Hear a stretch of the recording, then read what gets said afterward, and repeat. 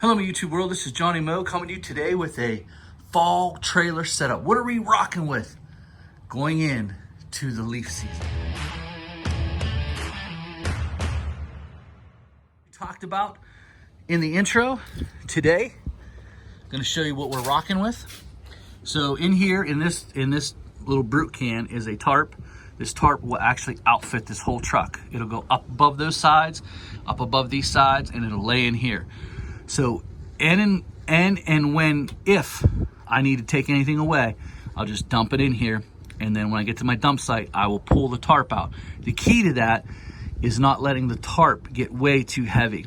So some things that you can do if it does, what I do is I grab a backpack, I will toss a backpack in here, and I will just start blowing out the truck into the dump site until I get it down to the part where I can just pull the tarp off and dump the tarp easily. Then it goes back into the can. And then I have a leaf rake, which I don't use very often, but sometimes I need to. That's what's in here. So right here, we have the F210Z with the triple bag. We have the Gator blades on, G5 with the turbo baffle out. That is so that we can recirculate the leaves, crunch them up as much as we can, because if I'm at a property and I have to take those leaves with me, I want those crunched up as much as I can so I can take away as least material as I can, because I don't want to be dumping every single day, dump the truck. And for the last 3 years, this system has worked. Here's the bagger boot for the F210. So here's what's going to happen here. I'm going to pull up to a job site. I'm going to blow out all the beds. And then I'm going to use the mower if I have to take it away. If they don't have woods and I have to take it away, I'm going to take this mower, I'm going to run them over, I'm going to put them in a line, then I'm going to drop the chute blocker, I'm going to grind them up, I'm going to go forward, go backwards, grind them up, open it back up, shoot those leaves around, and whatever's left and looks unsightly and it doesn't look clean, then I'm going to take this bagger boot, put it on there, and I'm going to bag up whatever's left and take that and haul that away with me. That's how I do leaves. Right here, I got the Toro Time Master. Already has Gator blades on it, does a great job mulching. And I have 3 of those baggers, 3 of them. So what's nice about that is that I grind them up and then I put them on that bag, and usually I don't have too many lawns where I can fill up all 3 baggers. Not that big of a deal. Not really used in leaf season all that much. I only have a few small properties that'll even come out on. So the Big Mama Jumma, this is my Little Wonder, 8 horsepower.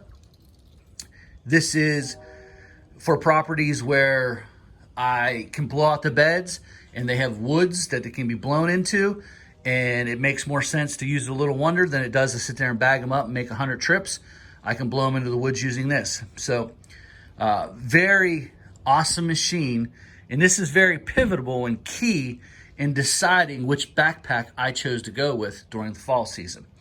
And as you know, this is the BR 800 with the side start, and I have a BR 600 that I use during the summer. Very uncomfortable, very light, but the straps are very uncomfortable. Do not like those straps at all. I will be getting rid of the BR 600 because of the strap issues. Just too uncomfortable. I'm too big of a person and they cut underneath my armpits. So I chose to use this. As you know, last year I had this, the BR 800, and I had the Echo 8010. And I chose this over the 8010 because of this. I have the Little Wonder. The 8010 is definitely more powerful than the BR 800.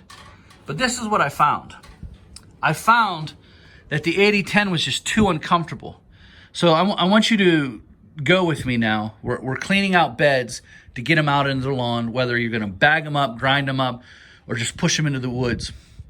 What I found is the 8010, for me, kept my arm at a slight bend because the tube, the throttle, could not be pushed forward enough so that my arm could be extended. And then when you went like this, or up and down, or went like this, it was heavy because the tube was so heavy. So what makes the tube so heavy? Johnny, you just need to lift weights, Johnny. Johnny, you just need to lift some weights, Johnny. Well, when you're throwing that much CFM through the tube, You figure you're pushing the tube, you're pushing the throttle, and all that air is forcing its way through that tube. So it adds resistance. And if your arm's not in a comfortable position, then your bicep gets too sore. So I just found my arms getting too sore. I found it to be too heavy, and the plastic was not smooth going left to right. So what I found is last year that this actually cleaned out my beds faster than the 8010 did. What I found is the 8010, while moving leaves across the lawn, could handle a bigger bulk of leaves better than this could. So, but having said that, 8010 is more powerful, but it's not as powerful as this. So if I'm moving leaves across the lawn, I'm going for this. I'm not going for this. We'll be here forever. This is going to move leaves fast and far. So I wasn't going to fight with that backpack. I sold it, and I'm going to stick with this. I ended up buying this, which was a mistake, although it is lighter. It just, those pads are so uncomfortable. Next year, I will be re-outfitting my trailer with 2-cycle stuff. And having said that, I am probably going to be either Red Max, Echo. I'm not sure about Steel any longer. And I love this backpack. I really do. I just don't like that it's a 4-mix. This is just my opinion. All the 4-mix stuff that I see, it just seems like it's just not lasting as long as 2-cycle stuff used to. I used to buy an Echo backpack. Thing would last years. These just don't seem like you're constantly have to maintaining them. Guys are going through these. This is a great backpack, but it's a 4-mix. Their Weed Whacker 4-mix. I just want to be 2-cycle. I don't want to have to do any more maintenance than I have to. I'm very happy with this machine. I have nothing bad to say about it other than it is a 4-mix. I did have a problem with the side chute. I had to take it back. They fixed it. I haven't had a problem since. It works exactly like it's said to. Now, here's something. So to start it, I pull it out like this. I pull it back in, and then I yank it out the whole way. That's how I start it. So I'm going to go over this again, how I start this. I pull it out to about there. Then I pull it back in, and then boom, I rank it out. I just rank it right out, yank it out, and it starts just fine. So that's my setup for fall. That's how I accomplish everything. If I'm going to push leaves across the lawn, it's going to be done with this. If I'm going to get them out of a bed, it's going to be done with this. And guys, I had the Echo 8010 and this side by side. I was faster getting them out of a bed with this because I could move that handle back and forth. Boom, boom. I had no fatigue in my arm at all. But every time I put that Echo on, I had arm fatigue because I couldn't put my arm where I wanted to. And then once that air volume started going through, it made it tough to go side to side. Now, what I've heard is that they have a fix for that. I don't know because I don't have one. So I'd have to see. I'm going to try to demo one to see if they fix that problem.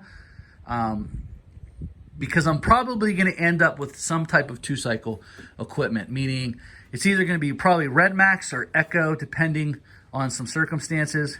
I would probably lean towards Echo. I've always liked Echo, but I'm not overly thrilled with that backpack. I just don't like it.